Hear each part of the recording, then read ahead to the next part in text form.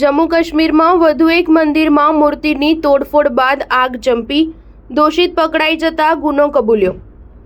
જમ્મુ કાશ્મીરમાં નારાયણ વિસ્તારમાં આવેલા મંદિરમાં કેટલીક મૂર્તિઓની તોડફોડ કરીને આગ ચંપી હોવાની ઘટના સામે આવી હતી, જેને લઈને ફોરેન્સિક સાયન્સ લેબોરેટરી તથા ક્રાઇમ બ્રાન્ચના અધિકારીઓની ટીમ ઉપરાંત સિનિફર ડોગ સાથેની પોલીસ ટુકડી ઘટનાસ્થળે પહોંચીને તપાસ હાથ ધરી હતી। આ વિસ્તારના સીસીટીવી ફૂટેજના આધારે શંકાસ્પદ 4 વ્યક્તિઓની અટકાયત કરી હતી, જેમાં અરુણ શર્માએ ગુનાની કબૂલાત કરી લીધી હતી। મળતી માહિતી અનુસાર મંદિરમાં કરેલા કાળા જાદુ સામે ગુસ્સે થઈને ગુનાહિત કૃત્ય કર્યું છે।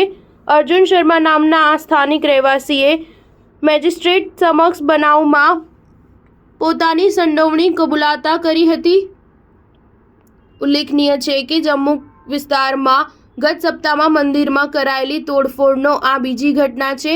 અગાઉ 30મી જૂને રિયાસી જિલ્લાના એક ગામના મંદિરમાં તોડફોડ કરાઈ હતી। પોલીસે આ બનાવની તપાસ માટે 43 શંકાસ્પદોની અટકાયત કરી હતી। સ્ટાર ન્યૂઝ 7 હંમેશા સચ્ચાઈની સાથે।